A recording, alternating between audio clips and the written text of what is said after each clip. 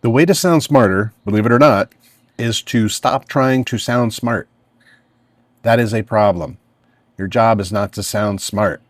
Your job is to be clear. Most people think that intelligent communication is complicated or sounds complicated, but it's not.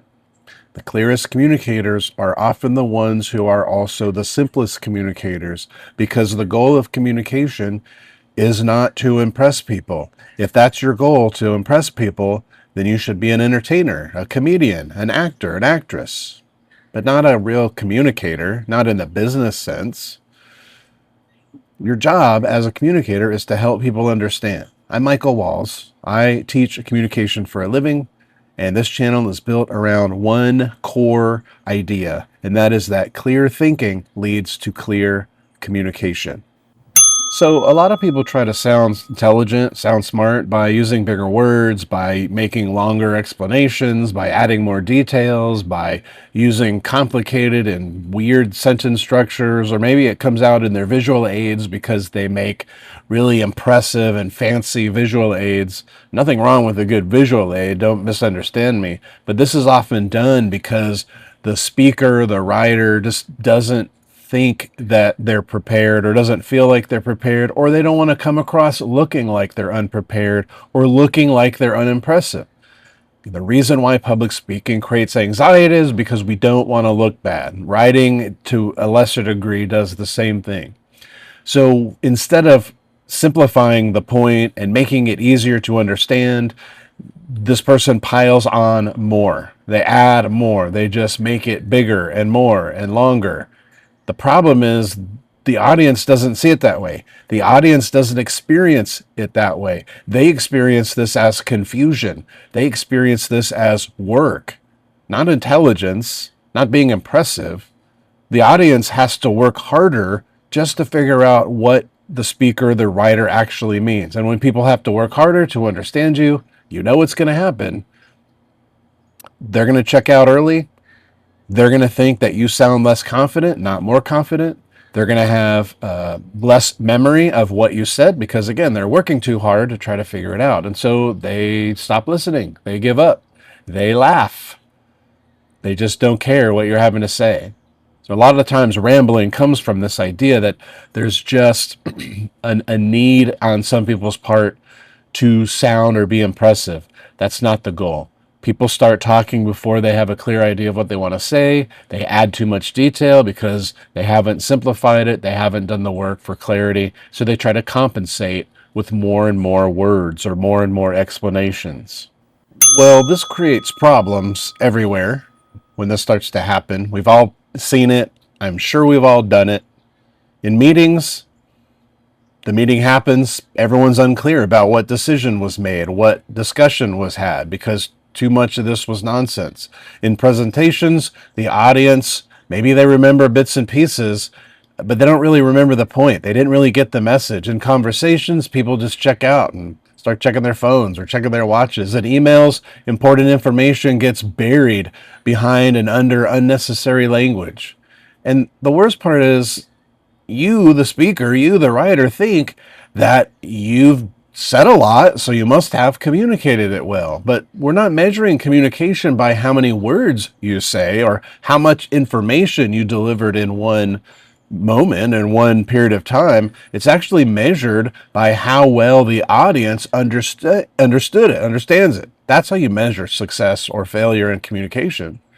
I mean, this was driven home in grad school a long time ago for me, where suddenly going from university to graduate school, university, it felt like you just wrote longer and longer and bigger papers. When I got to grad school, it was just the opposite. Nope, we want short papers. They expected us to write a lot more and say more, but use a lot fewer words. And in business, it's the same way. I mean, time is money. Long, complicated explanations that nobody really understands. They don't have time for that. That doesn't help the bottom line. They waste time. And so if people are always confused, then communication fails. So again, we don't measure communication by the number of words we can spit out or the number of words we can type. We measure communication by how well it was received, how well it was understood. Whether it sounds impressive or not doesn't matter. So simple communication, or I would call it competent communication, is harder to do because simplicity takes time. Simplicity requires clarity. Simplicity requires structure and thought. You have to know what your real and actual point is. You have to separate what matters from what doesn't. You have to know what to remove to make it more understandable. You have to understand how to organize things. I mean, anybody can just take information and dump it on a page, dump it on a PowerPoint, dump it into an email, but that is unclear. That just defeats the whole purpose. Clear communicators take that information and they organize it in a way that will be easier to understand. And that's the difference. So people who really understand a subject, they usually can explain it more simply, not less simply, because they're not trying to hide behind this idea that I got to look impressive, I got to look good, or that I need to make it super complex. There are still people that do that. The person who really and truly understands a subject, a topic, has command of it, not just kind of knows about it. They know what matters. They know what doesn't. The problem is, or the challenge is here again, when we get into a public speaking situation, the nervousness sets in, the need to impress people sets in. We got to stop that. So great teachers, great leaders, great communicators, they don't do that. They sound calm, they're direct, they sound confident, and it's not because they know less. It's not because they have way more practice, and it's certainly not because they have natural talent. It's because they understand the topic and they're able to simplify it for their audience. Now, here's a simple filter, a simple method that you can use to start doing this immediately. There are more nuances. There are other things you can check out. I've got a deep dive video on this channel about organizing your thoughts that goes into a lot of detail about it. But for now, right here in this video, just do this. Before you speak, before you write, before you present, you ask yourself the question, what is the clearest way that I can say this, that I can write this? Don't ask, what's the smartest way? What's going to make me look the best? You ask, what is the clearest way? What is the cleanest way? One question changes the whole outlook of how you do this. So, for example, you might say something like, at this point in time, well, instead just say right now. Everyone's going to understand that better. Instead of saying, this is great for jargon and buzzwords, leveraging synergistic communication methodologies, blah, blah, blah. And the whole audience just yawns. The bosses know what you're doing. They know you're not really saying anything. Instead, you could just say, we need to communicate better. Isn't that simpler? Doesn't that get to the point faster? No one has to sort through what leveraging and synergy and methodologies means. You just say, we need to communicate better. Pretty easy. Instead of opening with background and context, we just lead with the main point. So when we ask the question, what's the clearest way I can do this?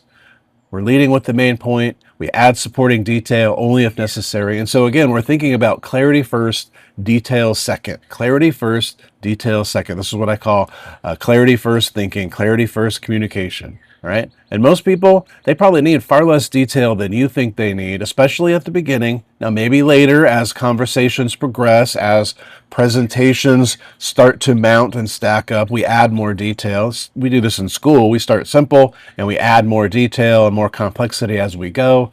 Simple communication follows, should follow anyway, a pretty standard pattern. I call this one PED. Doesn't mean what you think it means. Point first, explanation second, and details third. There's a few bugs around here that are bothering me. Not the other way around. Start with the point.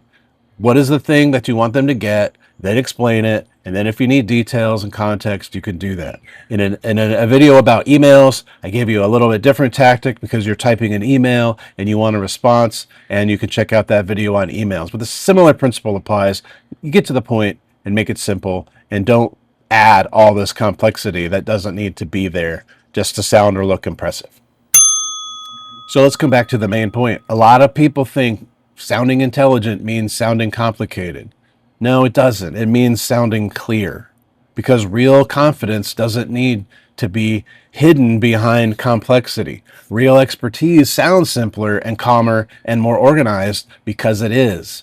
The best communicators are not the people using the biggest words. They're the people making difficult things, difficult ideas easier to understand. And that's the point. That's why clarity matters so much. This is why most communication problems are thinking problems first. They're not performance problems. They're not confidence problems. They're not skill problems. They're not about talent and personality.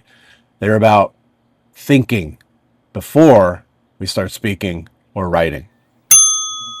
People are rarely impressed by communication they can't understand. I mean, sometimes people are impressed by great orators. They sound great, they sounded impressive, and they're sort of entertained by it, but did they really get anything out of it? I think that happens all too often in our pulpits and in our political scenarios and so on. I'm always reminded when I think about this point of Abraham Lincoln and Edward Everett. They were two of the speakers when the National Cemetery in Gettysburg was brought online in 1863. Everett was this great orator, well known. He spoke for an hour. Lincoln got up and spoke for about 2 minutes. And everybody remembers Lincoln's speech, 407 years ago. That speech, everyone remembers it. They don't remember Edward Everett's speech. They don't even know who Edward Everett is. We know who Lincoln was, in part because that speech was so great, so concise. He's a great communicator. But that's the shift. Communication makes things easier to understand. Good communication makes things easier to understand. It makes things more clear. It takes complicated things and simplifies them for people to be able to grasp hold of. That's the shift that we need to make. We need to stop trying to sound intelligent, stop trying to sound impressive, stop trying to look good. Remember, that's the fear. That's what happens. It's public speaking. Stop doing that, though. Start focusing on being understood. Start focusing on things like clarity. Start focusing on simplicity and brevity, those kinds of things. Just look at all the great communicators, great speakers. Listen to them, watch them. That's exactly what they do. Clear communication is a sign that you know what you're talking about.